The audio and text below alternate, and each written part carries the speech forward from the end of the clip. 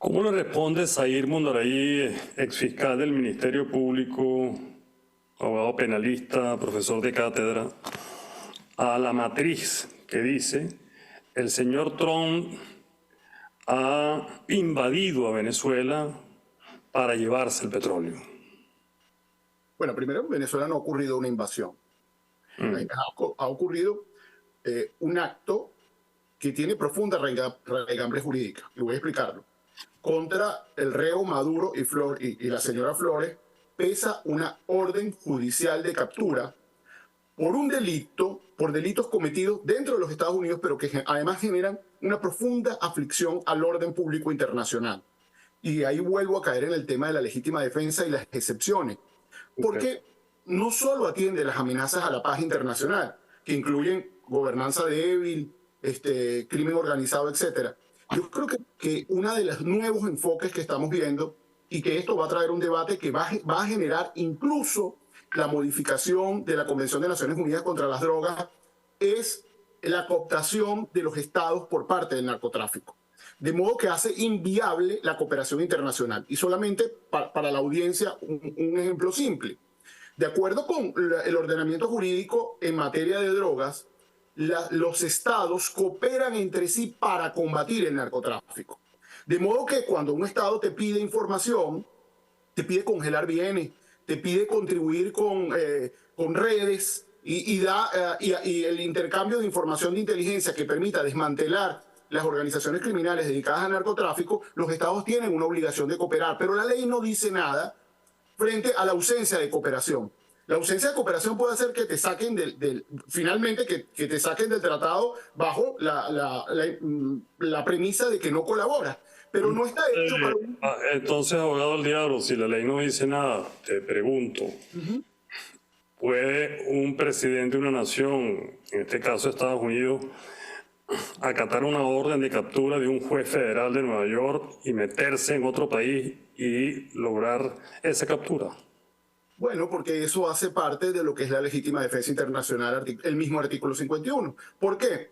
Porque la visión antigua, o al momento de la ratio legis, cuando esto se redactó, eran otro tipo de amenazas. Pero en el caso del narcotráfico, genera tal nivel de aflicción al orden público interno incluso, que va a empezar a justificar desde el caso Venezuela en lo adelante, Orlando, yo creo que esto marca un hito, la posibilidad de que se produzcan este tipo de acciones. Y por una sola cosa, no era posible que tú enviaras, estos se denominan cartas rogatorias, para tratar de contribuir al desmantelamiento del Cartel de los Soles, del Tren de Aragua o de cualquiera de los cárteles a quienes hacen parte del cártel. Este es un problema estructural. Y esa es la razón, y respondo a tu pregunta anterior, por la cual, por ejemplo, no has visto acciones como esas en Colombia, no las has visto en Ecuador, no las has visto en México, donde hay profundos problemas de narcotráfico, porque la institucionalidad, mal que bien, coopera en la ejecución de la solicitud que hace con ocasión de la Convención contra las Drogas. Además de que hay algo que es fundamental, y desde mi perspectiva, en el tema colombiano es muy importante. Bueno, luego del Plan Colombia vimos todo el despliegue que implicó el Plan Colombia y cómo, de alguna manera, eso contribuyó con la expansión del narcotráfico a otros países, porque se vieron cercados en el tema colombiano. Pero desde la perspectiva política, Estados Unidos entiende que en Colombia va a haber una transición política. Es decir, tarde o temprano el gobierno va a cambiar y va a haber unas nuevas autoridades, aunque la fiscalía no ha dejado de colaborar, el ejército no ha dejado de colaborar, etc. Pero en el caso venezolano eso es imposible, porque esto es un régimen que se inició con una vocación de que no haya alternabilidad. Y no solo eso, sino que las cabezas de los poderes públicos son los que hacen parte del cártel, de modo que no hay una fórmula de cooperación internacional. Entonces, el derecho internacional está siendo violado justamente por quien no coopera en materia de narcotráfico. Y este es un problema medular que yo creo que en lo subsiguiente vamos a ver otras acciones similares o al menos amenazas, porque pareciera ser la única forma de que esto se combata con verdadera seriedad y se tome en cuenta la magnitud del monstruo que es la narcocriminalidad, sobre todo en Latinoamérica. Bueno, la verdad que habría que agregar a tu muy puntual y excelente explicación, Zair, que también se encuentra en Venezuela una población indefensa. La legítima defensa, el artículo 51, en línea con lo que has dicho, no solamente es un país como Estados Unidos que trata de defenderse de un cartel que está exportando droga, que está exportando criminalidad, que está exportando terrorismo, que actúa internamente en Venezuela de la mano de grupos guerrilleros, insurgentes, sino que tienes a toda una población indefensa atravesando situaciones de crisis humanitaria que precisamente han provocado el peor éxodo que se haya conocido en la historia de Latinoamérica. Si me permite, yo creo que una de las cosas a las que, digamos, para redondear la idea, es que donde gobierna el narcotráfico hay un retroceso inmediato de los derechos fundamentales de las personas. Eso es inmanente. Y por eso te dije, va en dos vías. Uno, el combate de la narcocriminalidad, y otra es la reposición o el inicio de la reposición de los derechos humanos fundamentales de la población. Cuando tú hablas de una población indefensa, esto, digamos, para decirlo de una manera gráfica, la gente no tiene ninguna institucionalidad a la cual recurrir frente a un ataque directo de sus derechos por parte del mismo Estado. ¿Por qué? Porque todos los órganos del poder público hacen parte están coludidos, es decir, conforman un solo cuerpo que atenta contra los ciudadanos y de hecho entiende que el ciudadano es un enemigo interno. Y aquí tienes otro problema. Cuando el ciudadano desarmado es un enemigo interno, no tiene ninguna correlación de fuerzas para enfrentar al Estado, tiene que venir una fuerza externa que le contribuya. Y ese es el principio internacional del deber de proteger.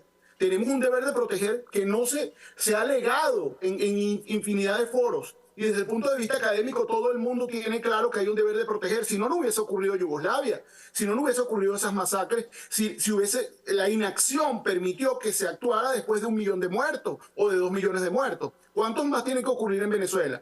Entonces, claro, una cosa es la justificación por la legítima defensa y otra cosa es la reposición de los derechos humanos fundamentales, que es una consecuencia de modo que el narcoestado es justamente un estado violador de los derechos humanos. Si no veamos aquellas poblaciones en México donde alcaldes, gobernadores, jueces, fiscales están vinculados con el narcotráfico, como a la orden del día hay ejecuciones extrajudiciales, desapariciones forzosas, miles de homicidios, miles de desaparecidos, sin que el Estado tenga la posibilidad de hacer nada o no querer hacer nada, porque existe también unos niveles de involucramiento que son extremos y que han hecho retroceder la institucionalidad a tal punto de deformarla que sea incapaz de tener respuesta con esto porque hace parte de lo mismo. Así que estamos frente a modelos de Estado muy complejos, algunos lo llaman estados duales.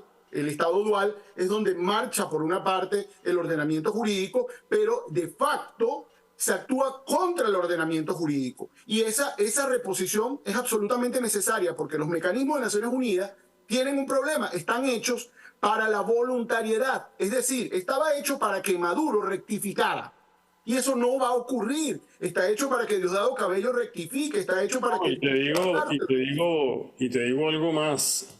Tenemos que ir al corte nuevamente, pero es necesario recordar que la legítima defensa internacional es anterior a la Carta de las Naciones Unidas del 45.